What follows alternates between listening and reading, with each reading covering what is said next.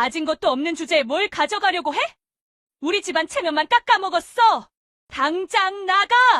시어머니 오순애는 며느리 은채가 입고 있던 셔츠를 잡아당겨 찢어버렸습니다.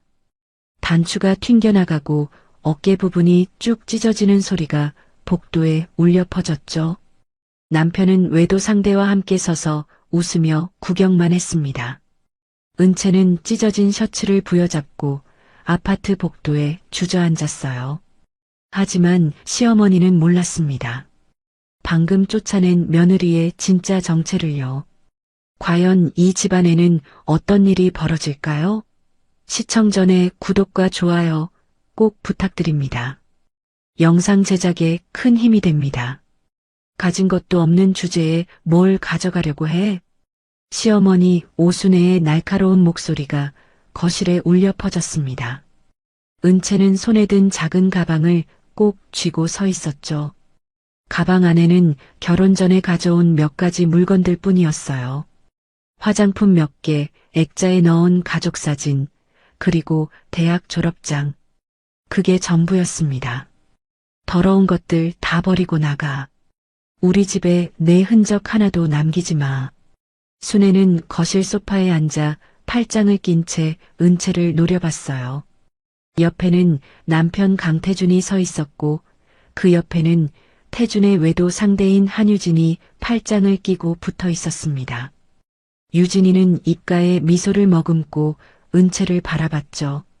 승리자의 여유로운 표정이었어요. 은채는 현관 쪽으로 발걸음을 옮겼습니다.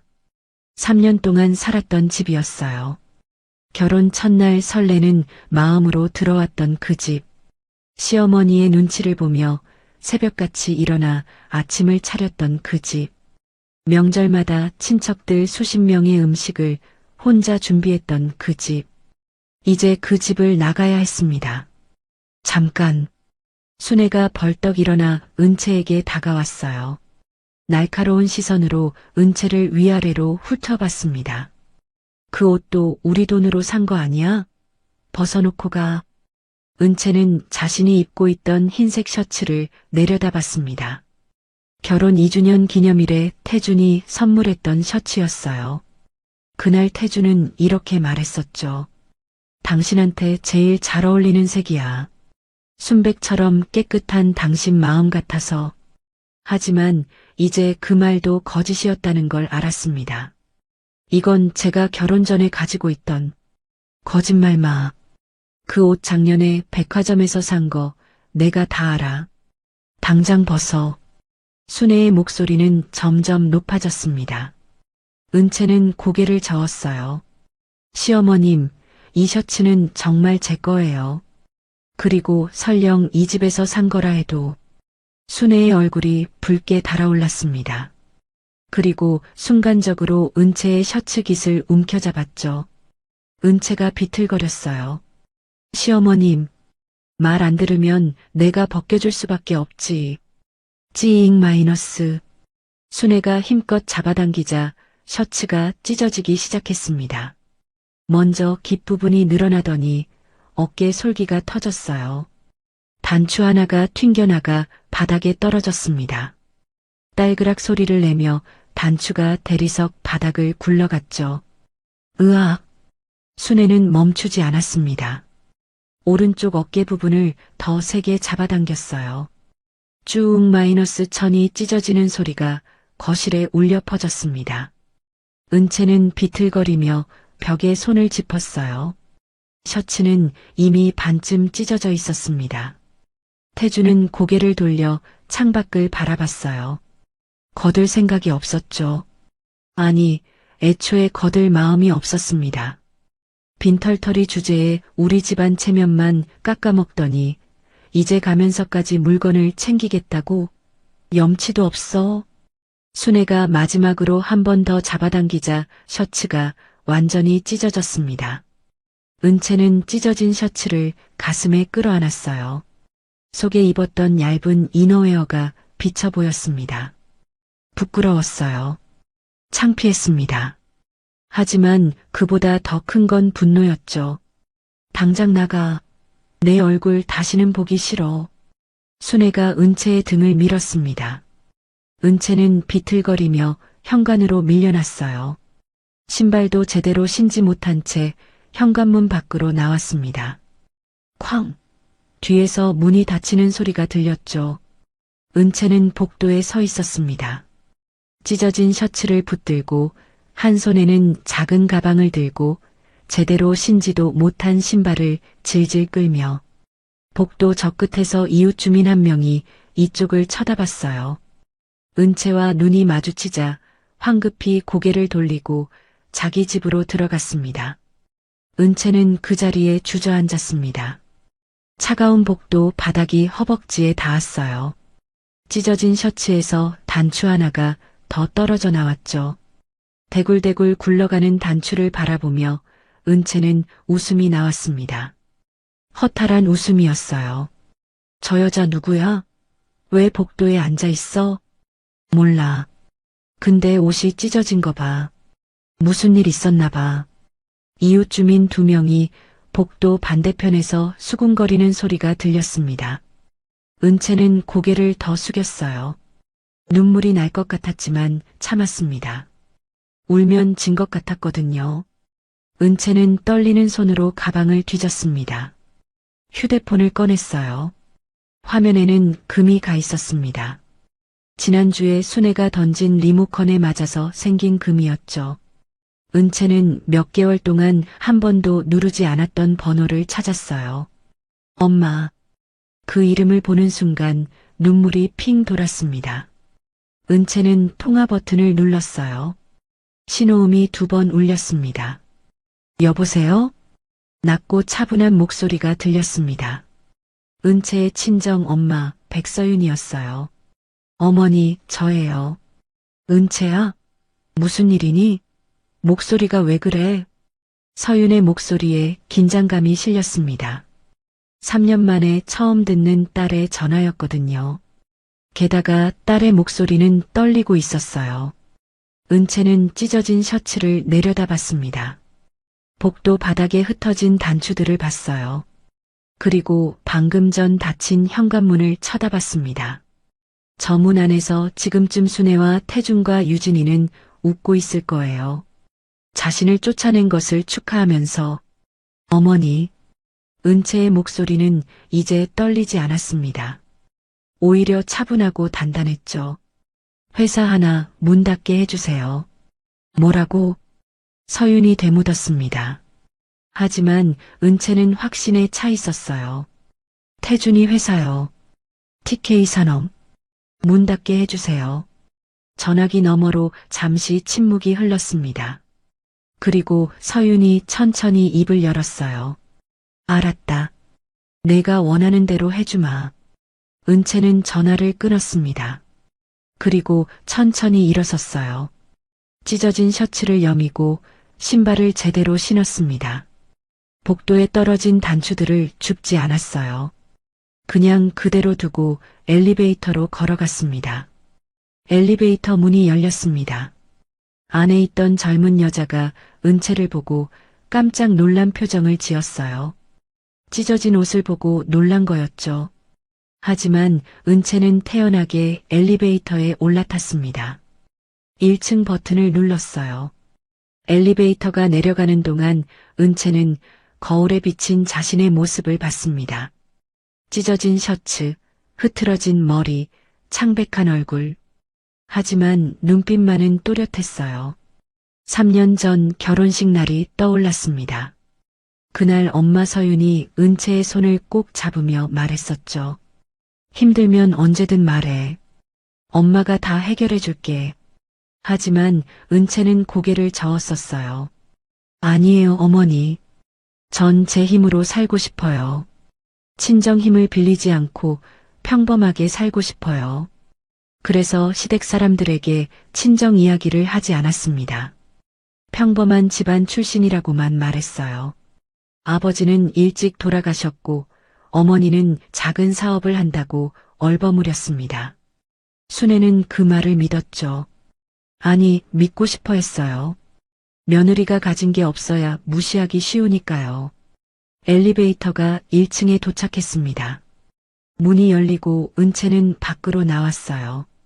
아파트 로비를 지나 정문으로 걸어갔습니다. 경비원이 인사를 건넸지만 은채는 대답하지 않았어요. 그냥 계속 걸었습니다. 아파트 정문을 나서자 차가운 바람이 불었습니다. 찢어진 셔츠 사이로 바람이 파고들었어요. 은채는 셔츠를 여미며 걸었습니다. 길 건너편에 세워진 검은색 세단이 보였죠. 차 문이 열렸습니다. 정장을 입은 중년 남자가 내렸어요. 백양그룹 기사님 한동민이었습니다. 사모님, 은채는 고개를 끄덕이고 차에 올라탔습니다. 동민이 문을 닫고 운전석에 앉았어요. 시동을 걸기 전에 백미러로 은채를 쳐다봤습니다. 어디로 모실까요? 친정이요. 알겠습니다. 차가 출발했습니다. 은채는 뒤를 돌아봤어요. 30층짜리 아파트가 점점 멀어졌습니다. 저 아파트에서 지금쯤 순애는 뭘 하고 있을까요? 아마 유진이와 함께 새 신부방을 꾸미는 이야기를 하고 있겠죠. 은채는 다시 앞을 봤습니다. 그리고 조용히 중얼거렸어요. 이제 시작이에요. 회장님, 급한 일이신가요? 비서실장 철민이 조심스럽게 물었습니다. 백양그룹 본사 회장실에서 백서윤은 창밖을 바라보고 있었어요. 서울 시내가 한눈에 내려다 보이는 50층 높이였습니다. 은채한테서 전화 왔어. 철민의 표정이 굳어졌습니다. 3년 만에 처음 듣는 따님의 전화라는 걸 알았거든요. 따님께서 뭐라고 하셨습니까? 회사 하나 문 닫게 해달래. 서윤은 천천히 의자를 돌려 철민을 마주봤습니다. 차분한 표정이었지만 눈빛만은 차가웠어요. 사위 회사 말이야. TK 산업. 알아? 철민은 즉시 태블릿을 꺼내 검색했습니다. 몇 초 만에 정보가 떴죠. 중소기업입니다. 건축자재 유통업체고요. 대표는 강태준, 37세. 연매출 120억 정도 됩니다. 거래처 명단 확인해봐. 철민의 손가락이 빠르게 화면을 넘겼습니다. 그리고 잠시 후 고개를 들었어요. 주요 거래처 5곳 중 3곳이 저희 계열사입니다. 백양유통, 백양물산, 백양건설이요. 서윤은 고개를 끄덕였습니다. 예상했던 대로였죠. 3곳 다 계약 해지해. 지금 당장. 회장님, 그런데 따님께서 무슨 일이? 철민이 조심스럽게 물었지만 서윤은 손을 들어 말을 막았습니다. 내 딸이 그런 부탁을 했다는 건 더 이상 참을 수 없는 일을 당했다는 뜻이야. 이유는 나중에 물어볼게. 지금은 은채가 원하는 대로 해주는 게 먼저야. 알겠습니다. 철민이 고개를 숙이고 회장실을 나갔습니다. 서윤은 다시 창밖을 바라봤어요. 저 멀리 은채가 살던 아파트 방향이 보였습니다. 은채야, 엄마가 늦어서 미안해. 서윤은 조용히 중얼거렸습니다. 3년 전 딸의 결혼식 날이 떠올랐어요. 은채는 그날 이렇게 말했었죠. 어머니, 전 평범하게 살고 싶어요. 시댁 사람들한테 친정 이야기 안 할게요. 제 힘으로 행복해지고 싶어요. 서윤은 딸의 뜻을 존중했습니다. 하지만 가끔 걱정이 됐어요. 명절 때마다 연락이 뜸해지고 전화를 해도 목소리에 피곤함이 묻어났거든요. 그래도 참았습니다. 딸이 원하는 대로 살게 해주고 싶었으니까요. 하지만 오늘 전화를 받는 순간 알았습니다. 딸이 한계에 부딪혔다는 걸요. 30분 후 철민이 다시 회장실로 들어왔습니다. 회장님, 세계 계열사 구매팀장들한테 연락했습니다. 1시간 이내에 TK 산업과의 계약 해지 통보가 나갈 겁니다. 좋아. 그리고 은행 쪽도 확인해봐. TK 산업 대출 현황이랑 담보 상황. 이미 확인했습니다. 철민이 태블릿을 서윤에게 건넸습니다. 화면에는 TK 산업의 재무 상황이 떠 있었어요. 총 대출금 35억입니다. 담보는 대표 어머니 명의 아파트 하나가 전부고요. 대출 만기가 3개월 후입니다. 그럼 거래처 끊기면 바로 무너지겠네. 네. 매출의 70%가 저희 계열사에서 나오니까요. 자금 흐름이 끊기면 한 달도 못 버팁니다. 서유는 고개를 끄덕이고 태블릿을 돌려줬습니다. 은채는 지금 어디야? 비서실 차량으로 본사로 오고 있습니다. 30분 후 도착 예정입니다. 객실 준비해도. 은채 좋아하는 차도 준비하고. 알겠습니다. 철민이 나가고 서유는 다시 혼자 남았습니다. 책상 서랍을 열었어요. 안에는 은채의 어릴 적 사진이 들어 있었습니다. 초등학교 입학식 날 찍은 사진이었죠. 환하게 웃고 있는 은채의 모습이 보였어요. 이제 다시 웃을 수 있을 거야. 서유는 사진을 쓰다듬으며 중얼거렸습니다. 같은 시각 TK 산업 사무실에서는 태준이 직원들과 회의를 하고 있었습니다. 이번 달 매출이 작년 대비 15% 증가했습니다. 특히 백양건설 쪽 물량이 많이 늘었고요. 좋아. 다음 달 목표는 20% 증가로 잡았습니다. 백양물산하고도 신규 계약이 성사될 것 같고요. 태주는 만족스럽게 고개를 끄덕였습니다. 회사가 잘 굴러가고 있었어요. 이대로만 가면 내년에는 매출 200억도 가능할 것 같았죠. 회의를 마치고 태주는 사무실로 돌아왔습니다. 책상에 앉아 휴대폰을 확인했어요. 유진이한테서 문자가 와 있었습니다. 오빠, 오늘 저녁에 신혼집 보러 갈까요? 삼성동에 괜찮은 게 나왔대요. 태주는 미소를 지으며 답장을 보냈습니다. 좋아. 퇴근하고 바로 갈게. 휴대폰을 내려놓고 태주는 창밖을 바라봤습니다. 이제 은채도 없고 새 출발을 할 수 있었어요. 유진이는 은채보다 예쁘고 상냥했습니다. 게다가 집안일도 더 잘했죠. 완벽했어요. 태주는 몰랐습니다. 지금 이 순간에도 백양그룹 본사에서 자신의 회사를 무너뜨릴 준비가 진행되고 있다는 거리요. 한편 순애는 집에서 부동산 앱을 보고 있었습니다. 유진이가 옆에 앉아 함께 보고 있었어요. 이 집 어때? 삼성동인데 30평이야. 좋네요. 신혼집으로 딱이에요. 그치? 이제 은채 그 빈털털이 없으니까 속이 다 시원해. 순애는 웃으며 앱을 넘겼습니다. 유진이도 함께 웃었어요. 근데 어머님, 은채 씨는 어디 갔을까요? 친정집? 어디 가겠어. 친정도 변변찮다더니. 아마 모텔이나 들어갔겠지 뭐. 두 사람은 낄낄거리며 웃었습니다. 아까 찢어진 셔츠를 입고 나간 은채의 모습을 떠올리며 웃었어요. 참 우스웠죠. 하지만 순애도 유진이도 몰랐습니다. 은채가 지금 백양그룹 본사 회장실 전용 객실에 앉아 있다는 거요. 그리고 자신들의 운명이 바뀌기 시작했다는 것도요. 은채는 넓은 객실 소파에 앉아 차를 마시고 있었습니다. 철민이 준비해준 제스민 차였어요. 은채가 좋아하는 차였죠. 곧 어머니가 오실 겁니다. 철민이 공손하게 말했습니다. 은채는 고개를 끄덕이고 차를 한 모금 마셨어요. 따뜻한 차가 목을 타고 내려갔습니다. 철민 실장님. 네, 사모님. TK 산업거래 해지 진행됐나요? 네. 1시간 전에 3개 계열사 모두 해지 통보를 보냈습니다. 은채는 찻잔을 내려놓았습니다. 손이 떨리지 않았어요. 차분했습니다. 감사합니다. 바로 그때 문이 열리고 서윤이 들어왔습니다. 은채는 자리에서 일어났어요. 어머니, 은채야. 서윤이 다가와 딸을 꼭 껴안았습니다. 은채는 엄마 품에 안겨 눈을 감았어요. 3년 만에 느끼는 엄마의 체온이었습니다. 힘들었지? 괜찮아요. 이제 다 끝날 거야. 두 사람은 한참을 그렇게 서 있었습니다.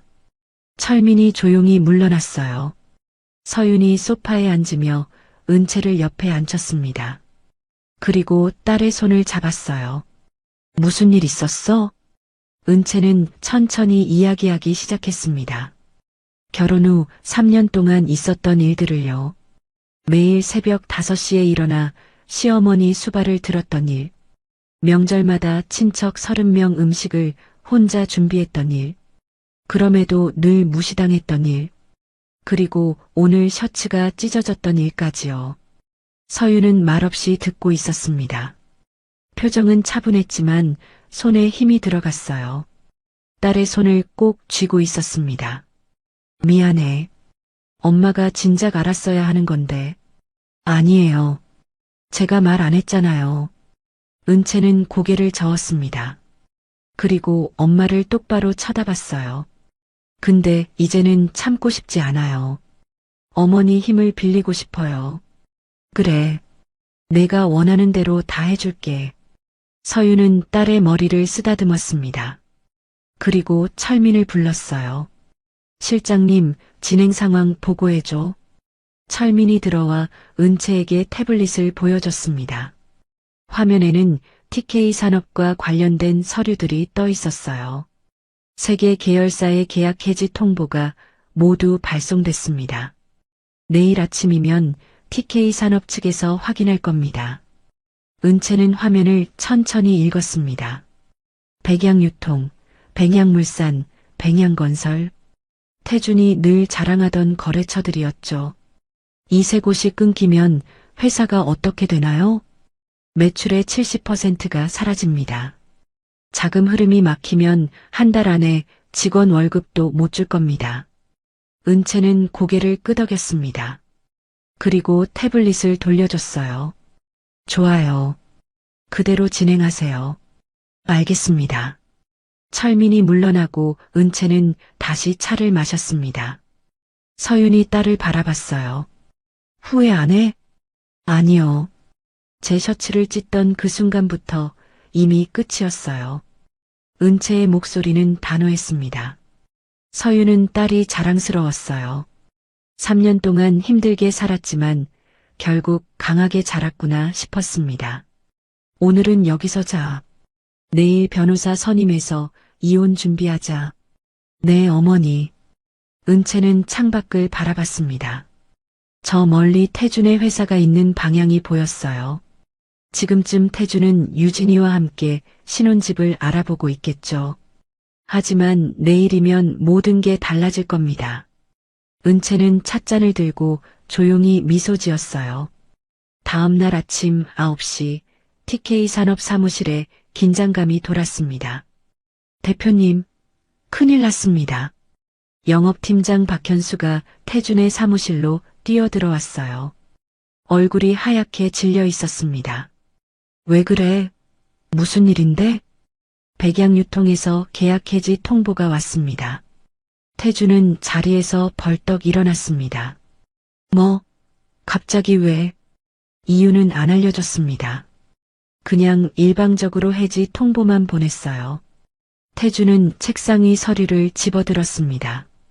백양유통과의 계약서였어요. 월 평균 10억 규모의 거래였죠.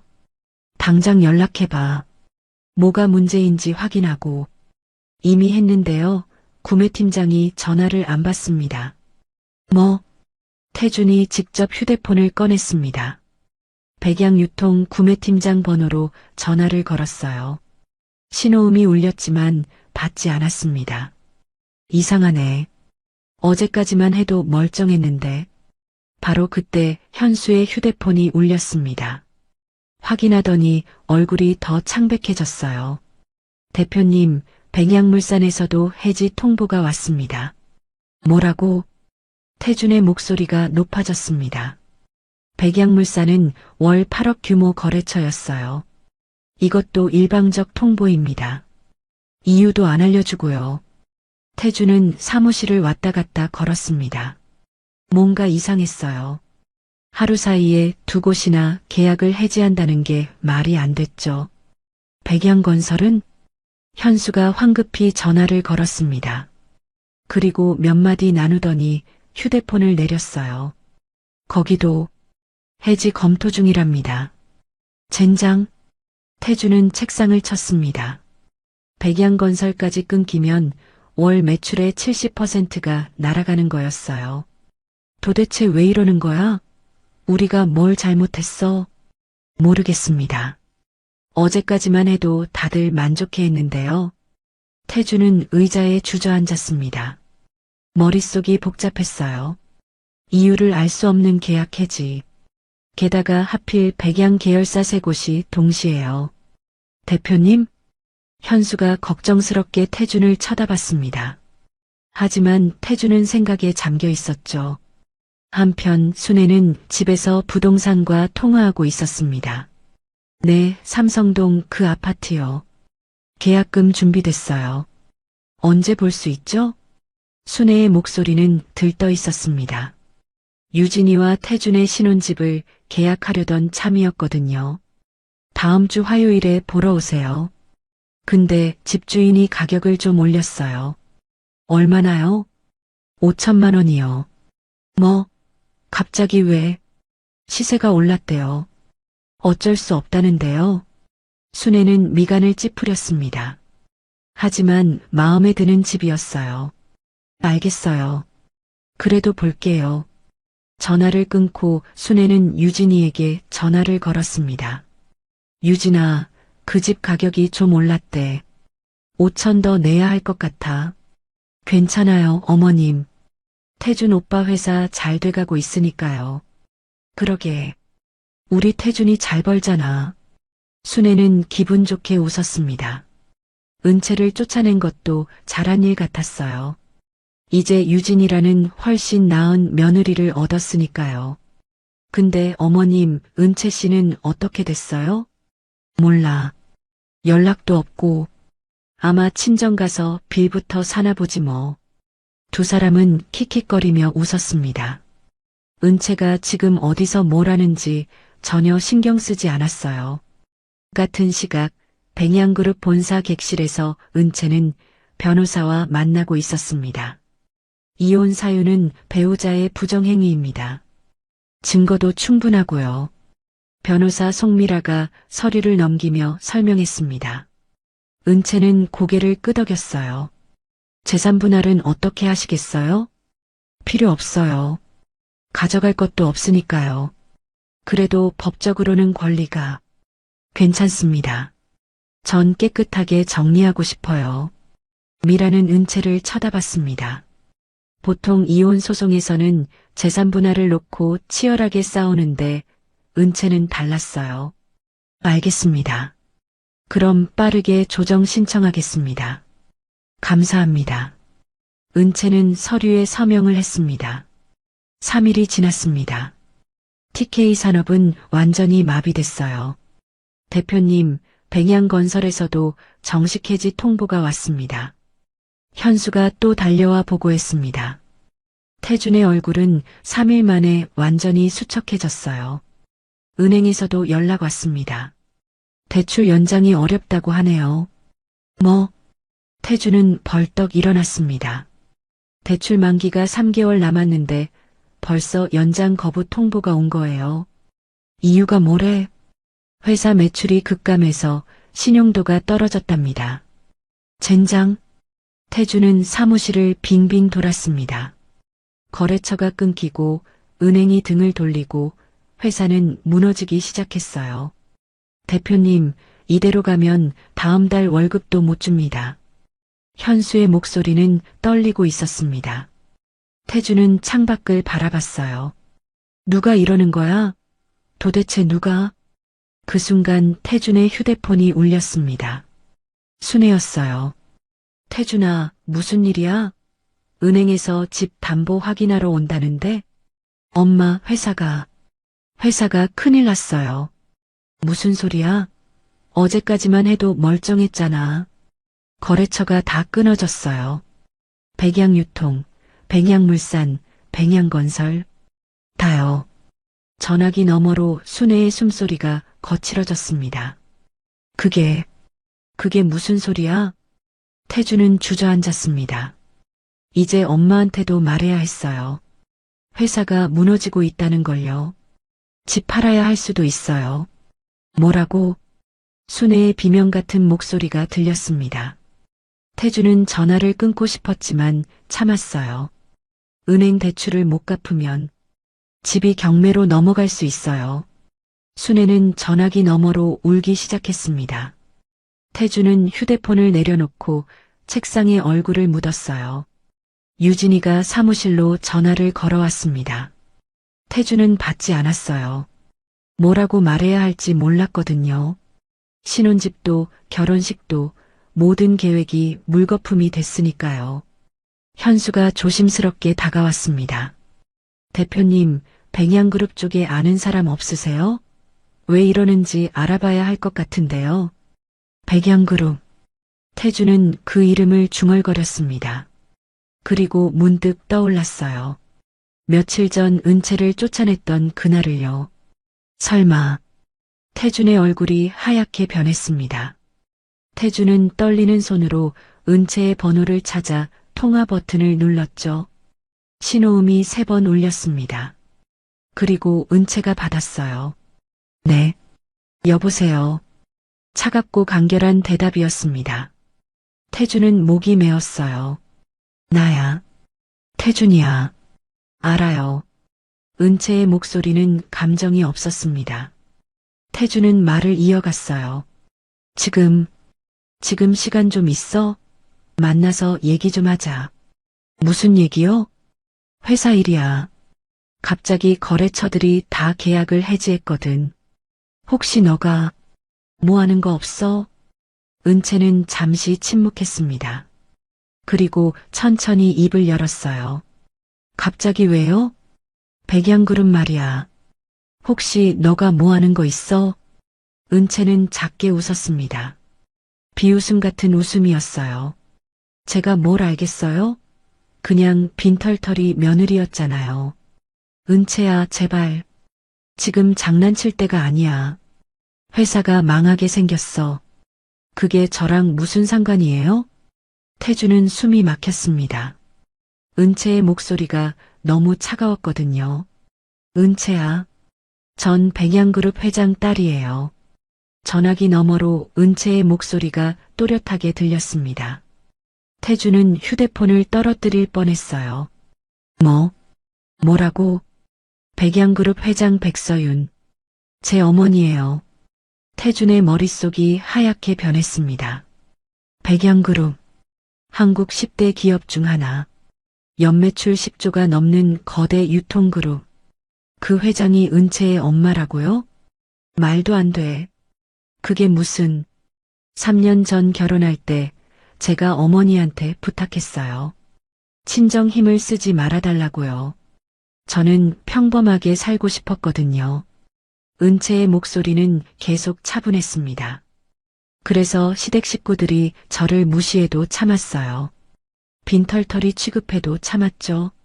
하지만 시어머님이 제 셔츠를 찢고 쫓아낸 그 순간 더 이상 참을 이유가 없어졌어요. 은채야, 제발. 이제 알겠어요? 왜 백양 계열사들이 동시에 계약을 해지했는지요. 태주는 무릎이 꺾이는 것 같았습니다. 사무실 의자에 주저앉았어요. 사무실 문이 열리고 현수가 들어왔습니다. 태준의 창백한 얼굴을 보고 깜짝 놀랐어요. 대표님, 괜찮으세요? 태준은 대답하지 못했습니다. 여전히 휴대폰을 귀에 대고 있었죠. 은채야, 미안해. 내가 잘못했어. 제발. 미안하다고요? 은채의 목소리에 처음으로 감정이 실렸습니다. 분노였어요. 3년 동안 저한테 한 것들 기억해요? 시어머니가 저를 하인 취급할 때 옆에서 웃고만 있었죠. 명절마다 친척 30명 음식을 혼자 하라고 했고요. 그러면서 유진이는 집에 데려와서 엄마 앞에서 웃었잖아요. 태주는 아무 말도 할 수 없었습니다. 그리고 시어머니가 제 셔츠를 찢을 때도 그냥 구경만 했죠. 그게 미안하다는 말로 끝날 일이에요? 은채야, 전 이제 이혼 소송 준비하고 있어요. 변호사가 곧 연락할 거예요. 잠깐, 은채야. 태준이 소리쳤지만 이미 전화는 끊겨 있었습니다. 태준은 휴대폰을 내려놓았습니다. 손이 떨렸어요. 현수가 조심스럽게 물었습니다. 대표님, 무슨 일이세요?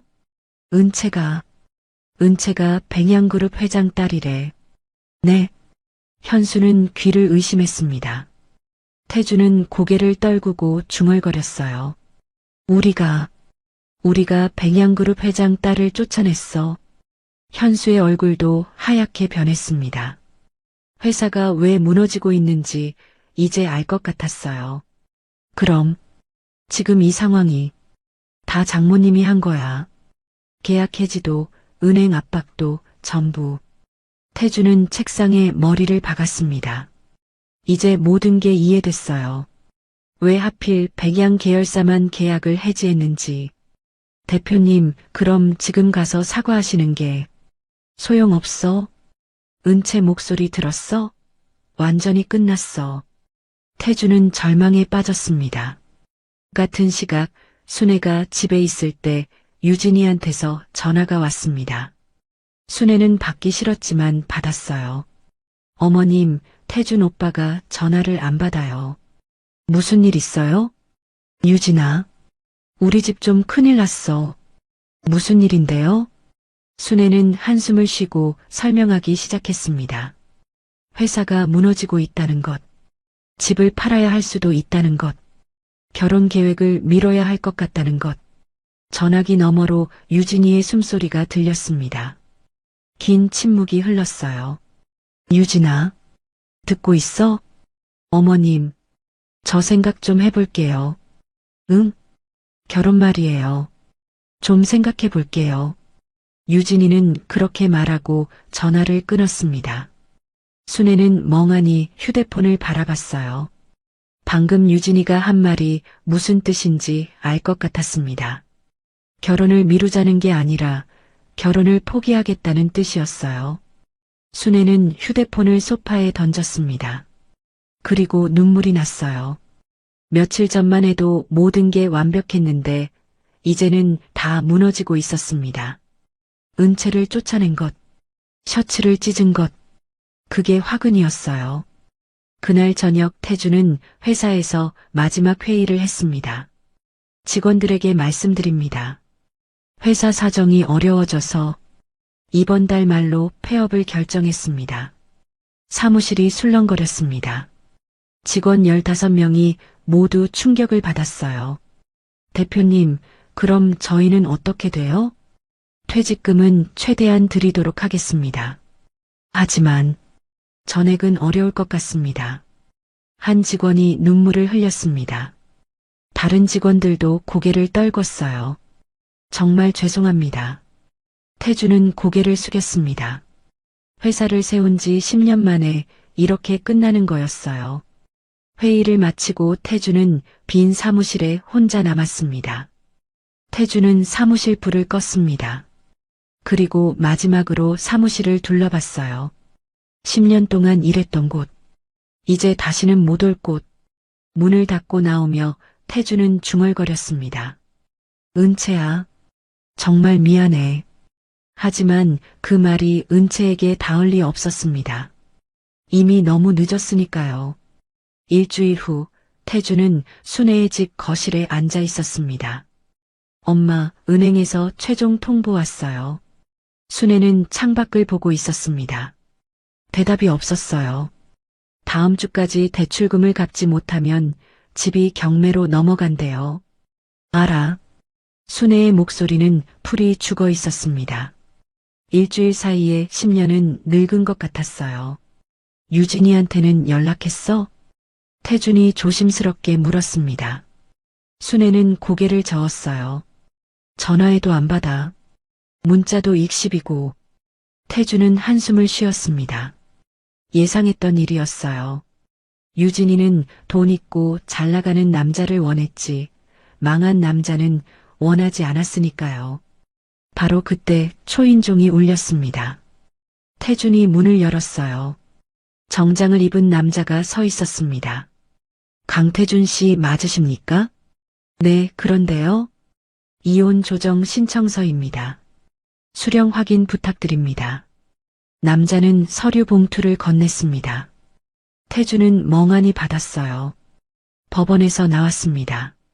날짜 확인하시고 출석해 주세요. 남자는 그렇게 말하고 가버렸습니다. 태주는 봉투를 들고 거실로 돌아왔어요. 뭐래? 순애가 물었습니다. 태주는 봉투를 뜯었어요. 안에는 이혼 조정 신청서가 들어 있었습니다. 은채가 이혼 신청했어요. 순애는 자리에서 일어났습니다. 서류를 빼앗아 읽기 시작했어요. 배우자의 부정행위를 이유로 한 이혼 청구, 재산분할 청구 없음. 순애의 손이 떨렸습니다. 재산분할을 청구하지 않는다는 건 은채가 아무것도 원하지 않는다는 뜻이었어요. 그냥 깨끗하게 끝내고 싶다는 거였죠. 엄마, 우리가 진짜 잘못한 것 같아요. 지금 와서 무슨... 순애는 말을 잇지 못했습니다. 태준이 서류를 다시 가져갔어요. 은채 전화번호 알아? 다시 한번 통화해 볼게.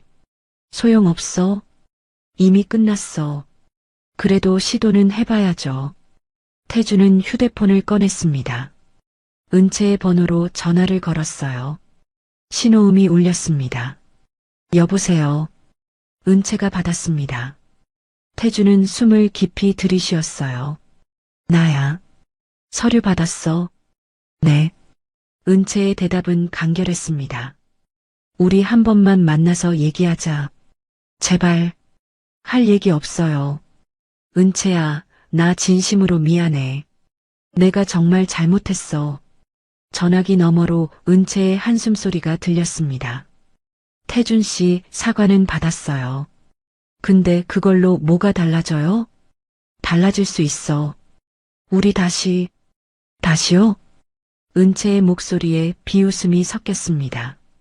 3년 동안 저한테 한 것들 다 잊고 다시 시작하자고요?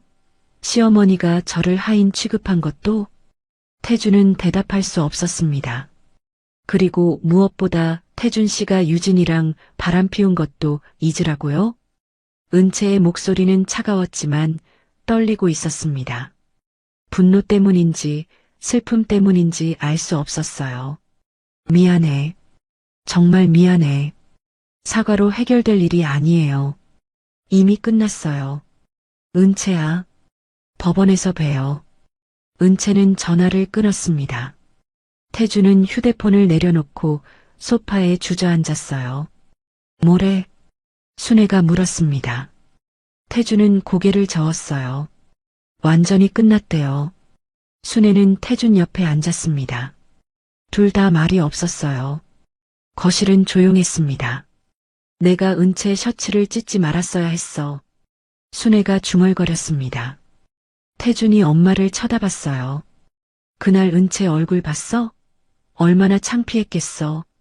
복도에 주저앉아서 엄마, 내가 미쳤었어. 왜 그랬을까? 순애는 눈물을 흘리기 시작했습니다. 태준은 엄마를 안아줬어요. 우리가 사람을 너무 함부로 대했어. 두 사람은 한참을 그렇게 앉아 있었습니다. 다음 날 순애는 용기를 내서 은채에게 전화를 걸었습니다. 전화를 받을까 싶었는데 은채가 받았어요. 네, 시어머님. 은채야. 나야. 순애의 목소리는 떨리고 있었습니다. 무슨 일이세요? 은채의 목소리는 여전히 차가웠습니다. 은채야, 제발 한 번만 봐줘. 내가 정말 잘못했어. 전화기 너머로 침묵이 흘렀습니다. 순애는 계속 말했어요. 내 셔츠 찢은 것 정말 미안해. 그리고 3년 동안 너한테 한 것들 다 미안해. 은채는 대답이 없었습니다. 나는 몰랐어. 너가 회장 딸인 줄. 아니, 그게 중요한 게 아니지. 너가 누구 딸이든 내가 너를 그렇게 대했으면 안 됐어. 순애는 울먹이기 시작했습니다. 제발 용서해줘. 회사는 망해도 돼. 집도 팔아도 돼. 근데 제발 태준이는 용서해줘. 시어머님, 은채가 입을 열었습니다. 전 태준 씨를 벌주려고 이러는 게 아니에요. 그럼 그냥 끝내고 싶은 거예요. 깨끗하게. 제가 존중받지 못하는 관계는 끝이라고 생각하거든요. 은채의 목소리는 단호했습니다. 시어머님이 제 셔츠를 찢던 그 순간 전 깨달았어요. 아, 이 사람들은 날 절대 사람으로 안 보는구나. 그러면 더 이상 여기 있을 이유가 없구나. 은채야. 전 3년 동안 정말 열심히 살았어요. 시어머님 눈치 보면서 시댁 식구들 비위 맞추면서 진짜 좋은 며느리가 되려고 노력했어요. 순애는 대답할 수 없었습니다. 근데 소용없더라고요. 아무리 잘해도 전 항상 빈털터리 며느리일 뿐이었어요. 그래서 이제 그만두기로 했어요. 은채야, 제발. 시어머님 무시받던 며느리는 그날 죽었어요. 어머님이 제 셔츠를 찢을 때요. 은채는 전화를 끊었습니다. 순애는 휴대폰을 쥐고 주저앉았어요. 태준이 방에서 나왔습니다. 엄마, 누구랑 통화했어? 은채한테 전화했어. 순애는 고개를 들어 아들을 쳐다봤습니다. 우리가 사람을 죽였어. 뭐? 은채를. 우리가 은채를 죽였어. 3년 동안 매일매일 죽였어. 태주는 엄마 옆에 앉았습니다. 순애는 계속 울고 있었어요. 이제 와서 후회해도 소용없어. 이미 끝났어. 두 사람은 말없이 앉아 있었습니다. 빈 거실에는 울음소리만 울려 퍼졌어요. 같은 시각 백양그룹 본사에서 은채는 창밖을 바라보고 있었습니다. 방금 순애와의 통화를 끝낸 참이었어요. 괜찮아? 네, 괜찮아요. 은채는 고개를 끄덕였습니다. 하지만 눈가가 붉어져 있었어요. 울었니? 아니요. 괜찮아요. 서유는 딸을 안아줬습니다. 은채는 엄마 품에 안겨 눈을 감았어요. 다 끝났어. 이제 새로 시작하면 돼. 네, 어머니. 은채는 고개를 끄덕였습니다. 하지만 가슴 한구석이 아팠어요. 3년의 시간이 완전히 헛되었다는 게 슬펐습니다. 그래도 이제는 자유였어요. 무시받지 않아도 되고, 눈치 보지 않아도 되고, 억지로 웃지 않아도 됐죠. 은채는 창밖을 다시 바라봤습니다. 서울 시내가 한눈에 내려다 보였어요. 저 어딘가에 태준과 순애가 있겠죠. 은채는 그들이 불쌍하지 않았습니다. 자업자득이었으니까요. 2주 후 TK산업은 정식으로 파산 신청을 했습니다. 대표님, 서류 다 됐습니다. 현수가 마지막 서류를 태준에게 건넸습니다. 파산 신청서였어요. 태준은 떨리는 손으로 서명을 했습니다. 10년 만에 이렇게 끝나는구나. 태준의 목소리는 공허했습니다. 현수는 아무 말도 하지 못했어요. 직원들 퇴직금은 50%만 지급 가능합니다. 나머지는 죄송합니다. 태준은 고개를 끄덕였습니다. 미안했지만 어쩔 도리가 없었어요. 회사에 남은 돈이 그게 전부였으니까요. 대표님, 그동안 고생 많으셨습니다. 현수가 고개를 숙였습니다. 태준도 일어나서 현수에게 고개를 숙였어요. 미안해. 끝까지 함께하지 못해서. 아닙니다. 저야말로. 두 남자는 더 이상 말하지 못했습니다. 10년을 함께 일했던 동료였거든요. 이렇게 헤어지게 될 줄은 몰랐죠. 현수가 사무실을 나갔습니다. 태주는 혼자 남아 빈 사무실을 둘러봤어요. 책상, 의자, 컴퓨터 모두 곧 경매로 넘어갈 물건들이었습니다. 휴대폰이 울렸습니다. 은행에서 온 문자였어요. 대출금 35억 원 상환 기한이 3일 남았습니다. 기한 내 미상환 시 담보물 경매 처리됩니다. 태주는 휴대폰을 던지고 싶었지만 참았습니다.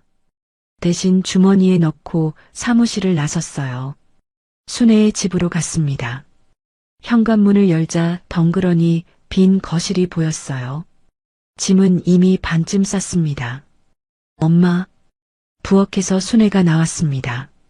3주 만에 완전히 늙어 보였어요. 머리는 반백이 됐고 얼굴에는 주름이 깊게 팼습니다. 왔니? 네. 회사 파산 신청했어요. 순애는 고개를 끄덕였습니다. 예상했던 일이었어요. 집은 다음 주 월요일에 경매 넘어가요. 그 전에 나가야 해요. 어디로 가지? 고시원이라도 알아봐야죠. 뭐? 태준의 목소리는 무기력했습니다. 순애는 소파에 앉았어요. 유진이한테는 연락했어? 태준은 고개를 저었습니다. 연락해도 소용없어요. 이미 다른 남자 만난다는 소문 들었어요. 순애는 한숨을 쉬었습니다. 예상했던 일이었지만 막상 들으니 허탈했어요. 그래, 그 애도 살아야 하니까. 두 사람은 말없이 앉아 있었습니다. 텔레비전도 켜지 않은 거실은 조용했어요. 엄마, 은채한테 미안해요. 태준이 갑자기 말했습니다. 순애가 아들을 쳐다봤어요. 나도 미안해. 은채한테도 미안하고 너한테도 미안해. 내가 은채를 그렇게 대하지 않았으면 다 소용없어요. 이미 끝났는걸요. 태준은 창밖을 바라봤습니다. 해가 지고 있었어요. 며칠 후 유진이는 새로운 남자를 만나고 있었습니다. 강남의 고급 레스토랑에서였어요. 유진 씨, 이번 주말에 제주도 갈까요? 좋아요, 오빠. 유진이는 환하게 웃었습니다. 새 남자는 대기업 부장이었어요. 태준보다 나이는 많았지만 돈은 훨씬 많았죠. 참, 전 남자친구랑은 정리됐어요? 네, 완전히요. 걱정 마세요. 유진이는 거짓말을 했습니다. 태준과는 제대로 끝내지도 않았거든요. 그냥 연락을 끊었을 뿐이었죠. 그래요? 다행이네요. 남자는 만족스럽게 웃었습니다. 유진이도 웃었어요. 태준 생각은 이미 머릿속에서 지워졌습니다. 같은 시각 태준은 원룸을 알아보고 있었습니다. 부동산 중개인과 함께 좁은 방을 둘러봤어요. 보증금 500에 월세 40입니다. 어떠세요? 좁네요. 혼자 사시기엔 충분하죠. 요즘 이 가격에 이 정도 나오기도 힘듭니다. 태준은 한숨을 쉬었습니다. 27평 아파트에서 살다가 이제 5평짜리 원룸으로 이사를 가야 하는 거였어요. 여기로 할게요. 좋습니다. 계약서 준비하죠. 태준은 창밖을 바라봤습니다. 좁은 창문으로 건물 벽만 보였어요. 하늘도 제대로 보이지 않았습니다. 며칠 후 순애는 짐을 싸고 있었습니다. 30년 동안 살았던 집을 떠나는 거였어요. 이웃 아줌마가 인사하러 왔습니다. 이사 가신다며요? 어디로 가세요? 고시원이요. 네, 고시원이요? 이웃은 믿을 수 없다는 표정을 지었습니다. 순애는 쓴웃음을 지었어요. 집안 사정이 어려워져서요. 그래도 고시원은 너무하신 거 아니에요? 어쩔 수 없어요. 이웃은 더 이상 묻지 않았습니다. 어색하게 웃으며 돌아갔어요. 순애는 다시 짐을 쌌습니다. 태준이 짐을 실으러 왔습니다. 트럭을 빌렸어요. 둘이서 짐을 날랐습니다. 엄마, 이것도 가져가요? 태준이 액자를 들고 물었습니다. 가족 사진이 들어있는 액자였어요. 태준의 결혼식 사진이었죠. 은채와 함께 찍은 사진. 버려. 순애는 고개를 돌렸습니다. 그 사진을 보고 싶지 않았어요. 태준은 액자를 쓰레기 봉투에 넣었습니다. 은채의 웃는 얼굴이 마지막으로 보였어요. 그때는 정말 행복해 보였는데 짐을 다 싣고 집을 나섰습니다. 현관문을 잠그며 순애는 뒤를 돌아봤어요. 30년을 살았던 집. 이제 다시는 못 올 집. 가자, 엄마. 태준이 엄마의 팔을 잡았습니다. 두 사람은 엘리베이터를 탔어요. 1층에 내려오니 이웃들이 수군거리는 소리가 들렸습니다. 저 집 망했다며? 응. 회사 망하고 집도 날아갔대. 쯧쯧, 벌 받은 거야. 며느리를 그렇게 구박하더니 순애는 고개를 숙이고 빠르게 걸었습니다. 태준도 뒤따라갔어요. 태준은 내비게이션에 주소를 입력했습니다. 그리고 출발했어요. 백미러로 아파트를 마지막으로 봤습니다. 같은 날 은채는 법무법인에서 변호사를 만나고 있었습니다. 이혼 조정일이 다음 주 수요일로 잡혔습니다. 상대 측에서 특별한 이의 제기가 없으니 순조롭게 진행될 것 같습니다. 미라 변호사가 설명했습니다. 은채는 고개를 끄덕였어요. 재산 분할이나 위자료는 정말 청구 안 하실 거예요? 네. 깨끗하게 끝내고 싶어요. 알겠습니다. 그럼 다음 주에 뵙겠습니다. 은채는 법무법인을 나섰습니다. 차가 기다리고 있었어요. 철민이 문을 열어줬습니다. 사모님, 본사로 가시겠습니까? 네. 차가 출발했습니다. 은채는 창밖을 바라봤어요. 서울거리가 지나갔습니다. 차는 백양그룹 본사로 향했습니다. 일주일 후 법원 조정실에서 은채와 태준이 마주 앉았습니다. 태준은 3주 만에 완전히 달라져 있었어요. 수척하고 지쳐 보였습니다. 은채는 차분한 표정으로 앉아 있었죠. 양측 모두 오셨으니 조정을 시작하겠습니다. 조정위원이 말했습니다. 서류를 확인하며 설명을 시작했어요. 원고 측에서 배우자의 부정행위를 이유로 이혼을 청구하셨습니다. 피고 측에서 이해 있으십니까? 태준은 고개를 저었습니다. 없습니다. 그럼 재산분할과 위자료 부분인데요. 원고 측에서 청구하지 않으셨는데 확실하신가요? 조정위원이 은채를 쳐다봤습니다. 은채는 고개를 끄덕였어요. 네. 청구하지 않겠습니다. 태준이 은채를 쳐다봤습니다. 은채는 태준을 보지 않았어요. 알겠습니다. 그럼 양측 합의 하에 이혼이 성립됩니다. 조정위원은 서류에 도장을 찍었습니다. 은채와 태준도 서명을 했어요. 수고하셨습니다. 조정위원이 자리에서 일어났습니다. 은채도 일어섰어요. 태준은 잠시 망설이다가 입을 열었습니다. 은채야. 은채가 멈춰섰습니다. 하지만 뒤돌아보지 않았어요. 정말 미안해. 태준의 목소리는 떨리고 있었습니다. 은채는 잠시 침묵했어요. 저도 미안해요. 하지만 이게 최선인 것 같아요. 은채는 그렇게 말하고 문을 나섰습니다. 뒤돌아보지 않았어요. 복도에서 변호사가 기다리고 있었습니다. 수고하셨습니다, 사모님. 감사합니다. 은채는 엘리베이터로 향했습니다. 문이 닫히기 직전 태준이 복도로 나오는 게 보였어요. 고개를 떨군 채 걷고 있었습니다. 엘리베이터가 내려갔습니다. 은채는 눈을 감았어요. 이제 정말 끝이었습니다.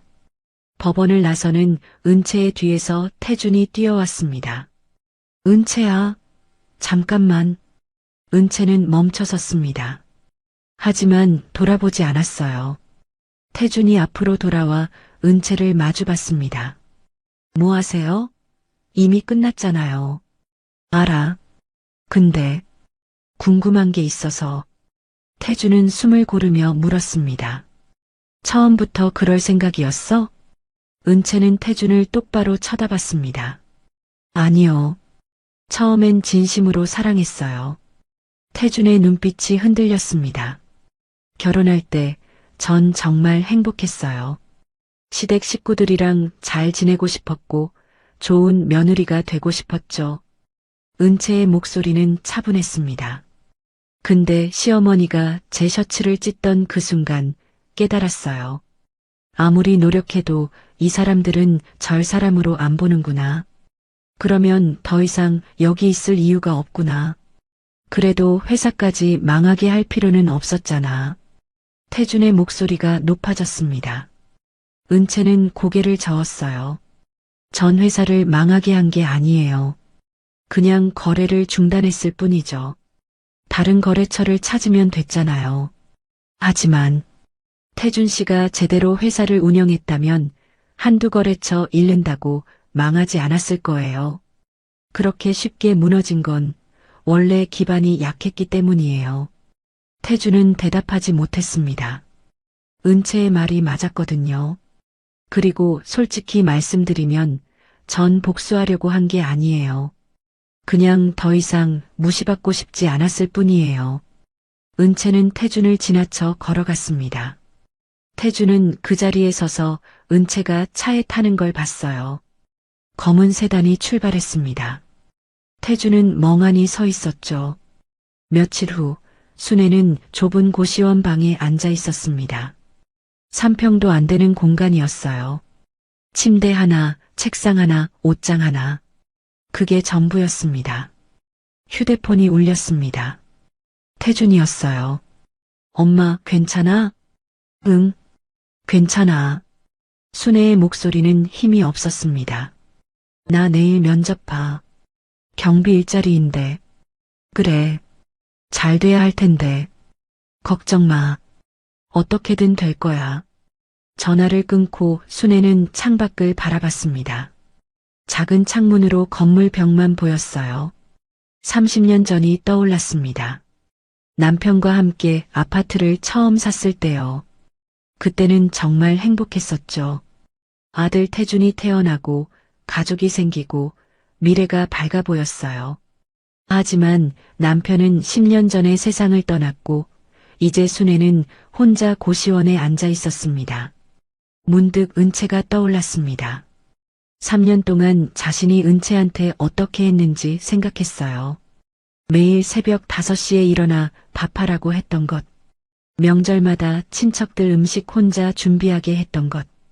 빈털털이라고 무시했던 것. 그리고 마지막에 셔츠를 찢었던 것.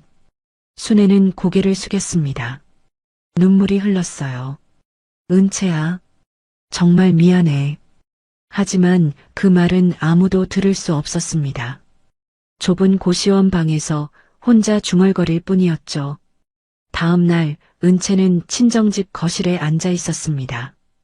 어머니 서윤이 차를 내왔어요. 이혼 조정 끝났다며? 네, 어머니. 후회는 안 해? 은채는 찻잔을 들고 한 모금 마셨습니다. 후회는 안 해요. 근데 좀 허전하긴 해요. 당연하지.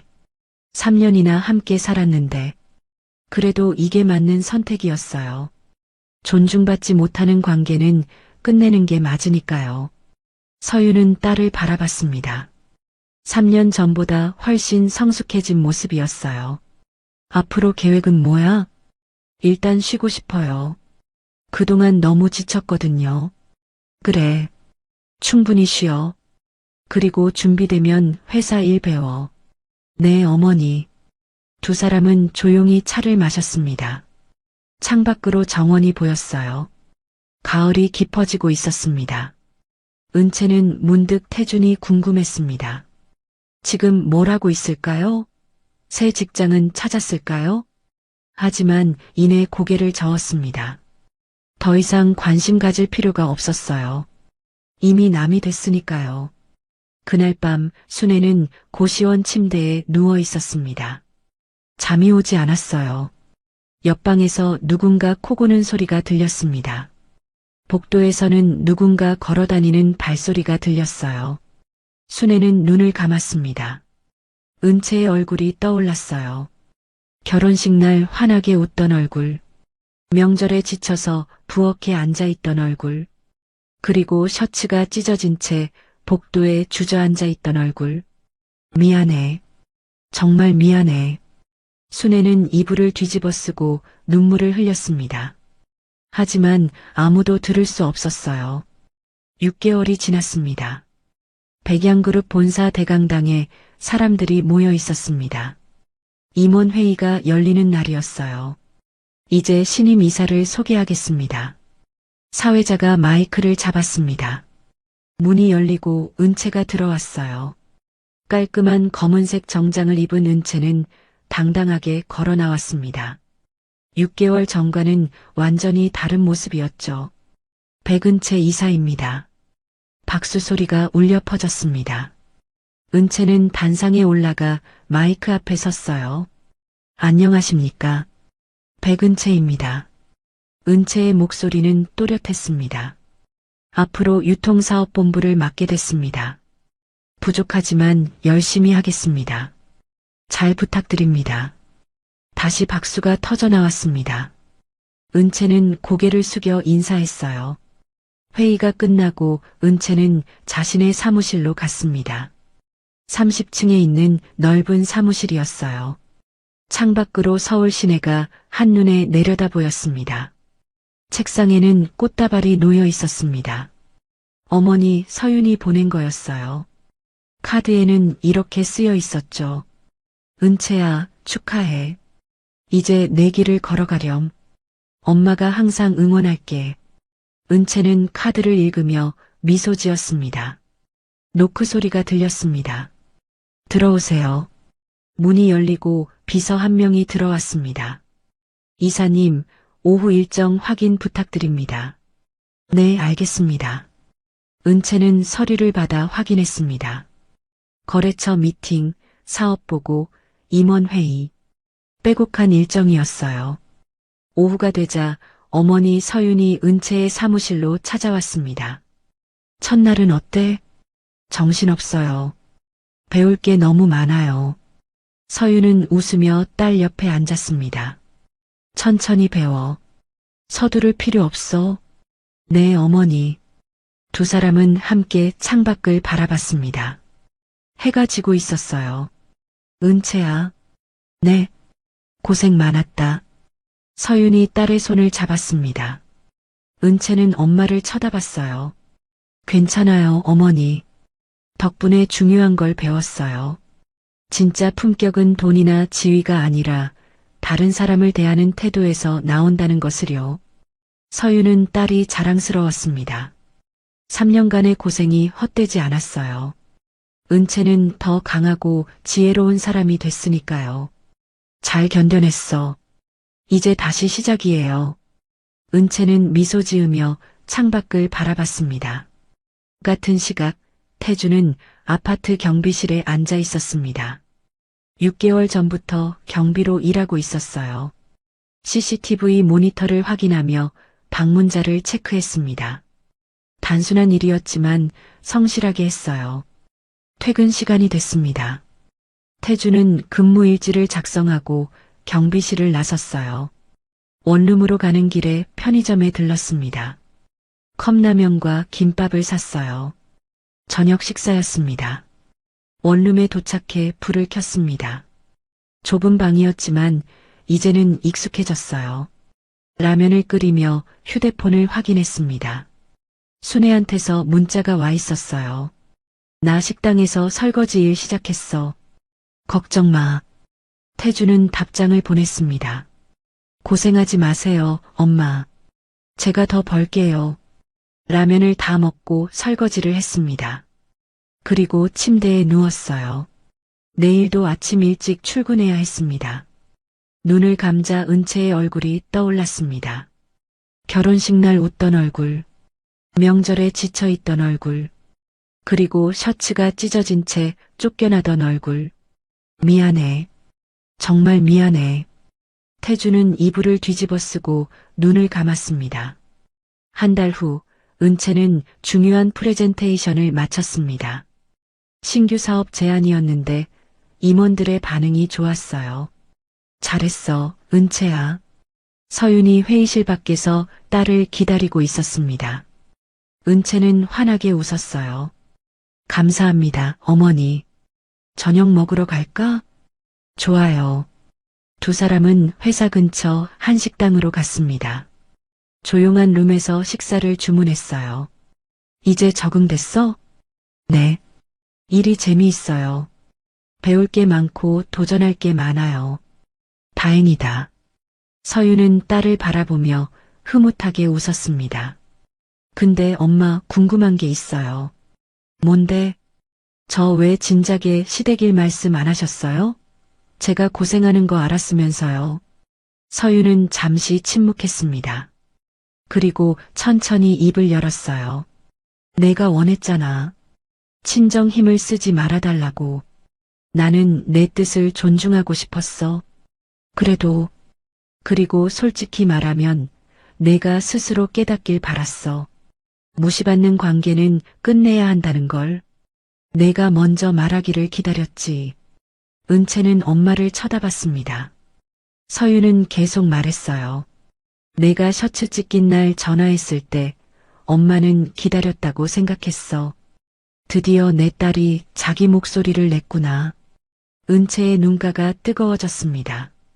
고생시켜서 미안해. 하지만 내가 혼자 힘으로 이겨냈으면 했어. 그래야 진짜로 강해지니까. 이제 알겠어요, 어머니. 두 사람은 손을 꼭 잡았습니다. 며칠 후 은채는 회사 로비를 지나가다가 누군가를 봤습니다. 멀리서 청소하는 아줌마였는데 뒷모습이 낯익었어요. 가까이 가서 보니 순애였습니다. 은채는 멈춰섰습니다. 순애는 바닥을 닦느라 은채를 보지 못했어요. 6개월 만에 보는 순애는 완전히 달라져 있었습니다. 늙고 수척해진 모습이었어요.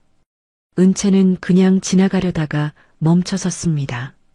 그리고 천천히 다가갔어요. 시어머님. 순애가 고개를 들었습니다. 은채를 보고 깜짝 놀랐어요. 은채야? 안녕하세요. 두 사람은 로비 한 구석으로 갔습니다. 순애는 고개를 숙이고 있었어요. 여기서 일하세요? 응. 한 달 전부터. 은채는 아무 말도 하지 않았습니다. 순애가 먼저 입을 열었어요. 은채야, 정말 미안해. 내가 너무 잘못했어. 괜찮아요. 아니야. 괜찮지 않아. 내가 너한테 한 짓들. 정말 미안해. 순애는 눈물을 흘렸습니다. 은채는 순애를 쳐다봤어요. 시어머님, 이제 다 지난 일이에요. 서로 새로운 인생 사는 거죠. 은채야, 저 이제 가봐야 해요. 건강하세요. 은채는 그렇게 말하고 돌아섰습니다. 순애를 뒤로 하고 엘리베이터로 걸어갔어요. 엘리베이터에 타며 은채는 뒤를 돌아봤습니다. 순애는 다시 바닥을 닦고 있었어요. 은채는 가슴이 아팠습니다. 하지만 이게 순애가 선택한 길이었어요. 자신이 어찌할 수 없었습니다. 그날 저녁 은채는 집 발코니에 서서 도시를 바라봤습니다. 수많은 불빛이 반짝이고 있었어요. 6개월 전 복도에 앉아있던 그날이 떠올랐습니다. 찢어진 셔츠, 떨어진 단추, 수군거리는 이웃들. 그때는 세상이 무너지는 것 같았어요. 하지만 이제는 달랐습니다. 은채는 더 강해졌고 더 당당해졌어요. 은채는 밤하늘을 올려다봤습니다. 별이 반짝이고 있었어요. 내일도 새로운 하루가 시작될 거였습니다. 은채는 준비가 돼 있었어요. 삶에서 진정한 품격이란 힘이나 돈, 지위로 증명되지 않습니다. 누군가를 존중하는 태도, 그리고 상대방의 고통을 이해하고 공감하는 마음이야말로 사람이 진짜로 빛나는 순간입니다.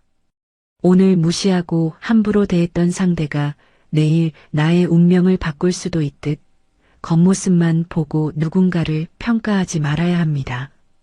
오늘 이야기가 좋으셨다면 구독과 좋아요, 알람 설정 잊지 마시고 소중한 댓글 하나가 큰 힘이 됩니다.